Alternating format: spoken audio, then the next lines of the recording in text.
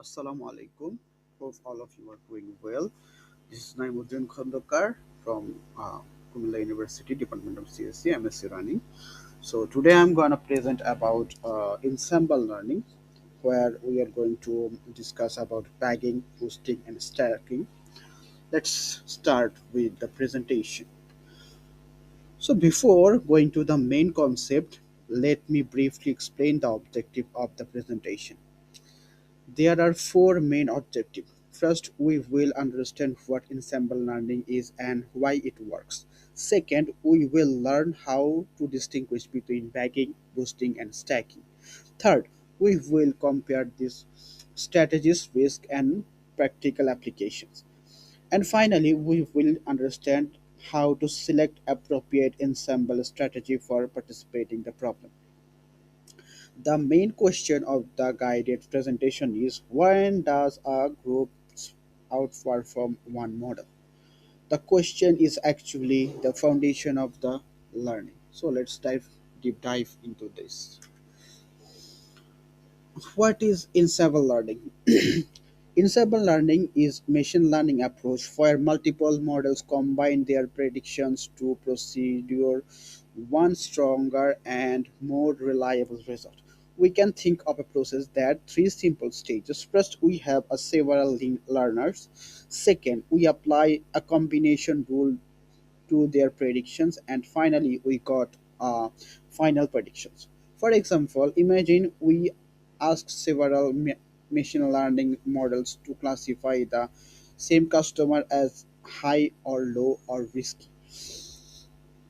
One model says that it is high risk, another says that it is low risk, and another says that it's a low risk. So instead of trusting one model, we combine their information to make a final decision. However, there is an important point. More models do not automatically means better performance. The model should provide useful diversity. In other words, they should not all make exactly the same mistakes. So the goal is not simply to have many models. The goal is to have models whose strength and can complement each other.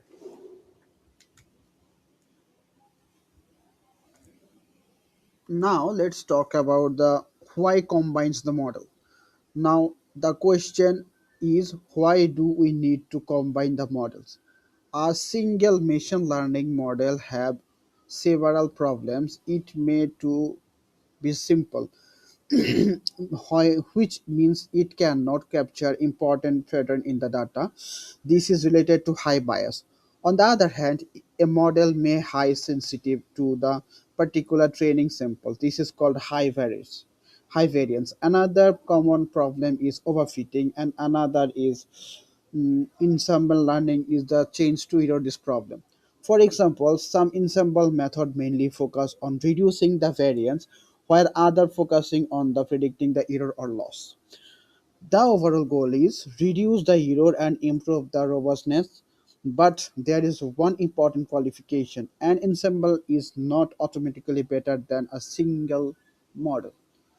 So let's go to the major strategies. There are bagging, boosting, and stacking. Three model. The state way to remember that difference is bagging learn independently and aggregate. Boosting learn sequentially from errors, and stacking learn how should the combine. So here the different type of model generate predictions, and another model called meta train learner learns how to combine those problems. So in one simple sentence, bagging learns independently, boosting learns from errors, and stacking learns from how to combine the models. Let's talk about bootstrap aggregation, bagging. Now, bagging stands for bootstrap aggregation, the basic idea for train multiple independent model using different bootstrap sample of the training data. A bootstrap sample is kept created by randomly selecting observations from the overall language.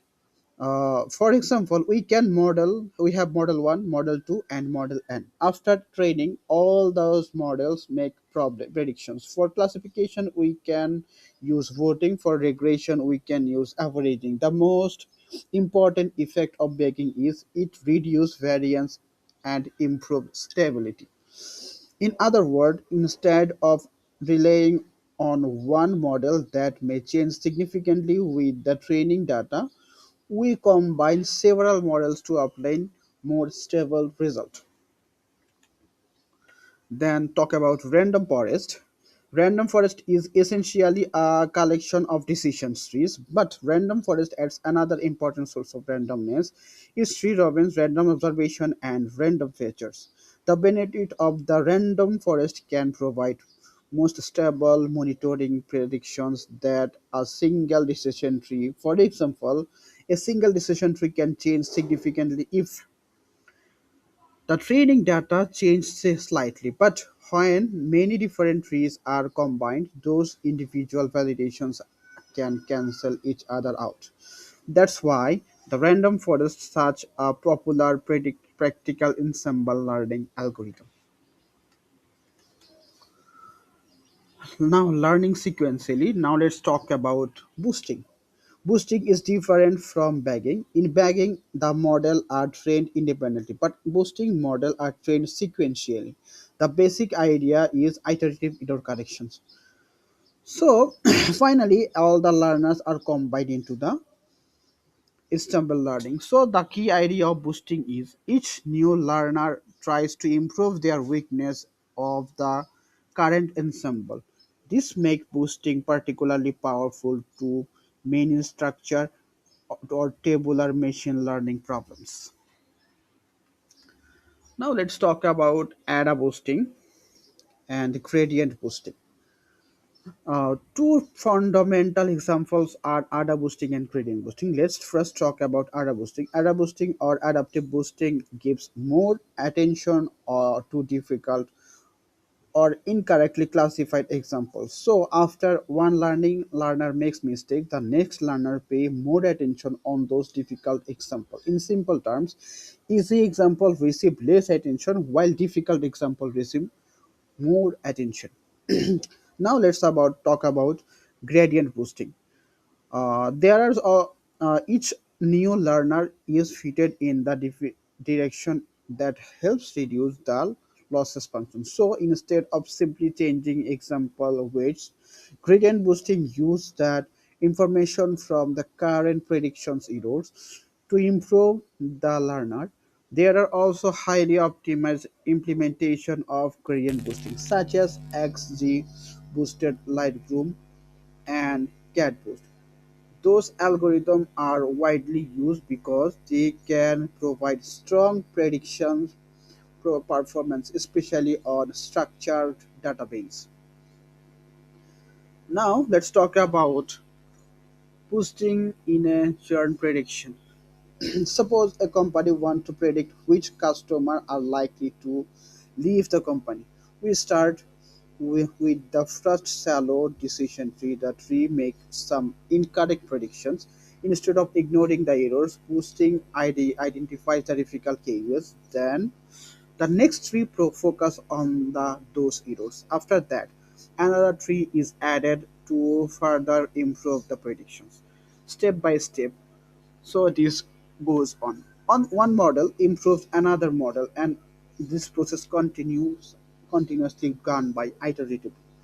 So, however, boosting has several important control partners. For example, learning rate, tree depth, number of learners, early shaping. These parameters are important because too much boosting or over complexity learners can lead to overfitting. Now let's talk about stacking.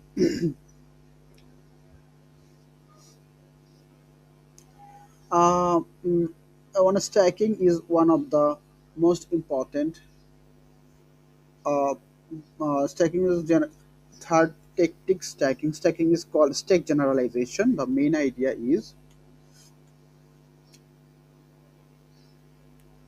main idea is difficult from both bagging and boosting. Instead of training many models, there are some general type. We can combine different model familiars from example, logical regression, decision tree, SMB, and the KNN. Those are called basic learner. So the combination rules still learn from the data. Therefore, stacking is a form of meta learning. A validation is a safeguard. We need to be very careful about validation and data leakage.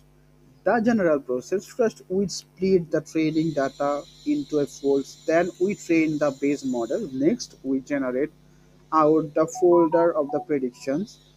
Those predictions are then used to train the meta learners. Why this is necessary? Because the meta learner should learn from predictions that look like predictions on unseen data. If we simply train the basic model on the complete training data and then use those sample training predictions to the train the meta model may receive unrestrictedly good predictions. This creates data leakage and can cause overfitting. So a very important principle is stacking is proof or validation is the safeguard against leakage. This is one of the most important practical consideration when building a stacking ensemble. Now let's go for choosing the right strategy. Now let's compare the three strategies and think about when we should use them. Bagging. Bagging uses independent training and combines predictions through voting and averaging. Its main goal is to reduce variance. Random forest is a common example. Then boosting. Boosting uses sequential training. Each new learner tries to improve the current ensemble. Each, its main goal is to reducing the loss and improving the predictive performance. XBoost is a well-known example. Last one is stacking. Stacking combines heterogeneous model and use a meta learner. Its main goal is to exploit complementary between the different models. A simple practical section strategy can be: if we want stable baseline, backing is often a good starting point. If we want strong performance, especially on tabular data, boosting is one of a strong candidate. If a different model may complementary yours, stacking can be useful. So after that, let's talk about application of the models and trade-offs. Some in example includes like fraud detections, medical diagnostics, credit risk recommendation systems, image classification, expense detection. Then also the major advantages of ensemble learning is accuracy, robustness, generalization, and the ability to combine complementary strategies. So, ensemble models generally require computational resources, complexities, and high parameter tuning. So there are also two important risks to mention: this noisy sensitivity and validation leakage. So ensemble learning is powerful, but it is must be applied carefully. After that, let's complete our presentation. Now I would like to conclude my presentation. The main message of this presentation is better decision can be advanced better decision can be advised through intelligent combination of the model. We discussed three major learning, that is bagging, boosting, and stacking. So this important lesson is that ensuring no is not simply about more models. It is about using the diverse and complementary models in an effective way.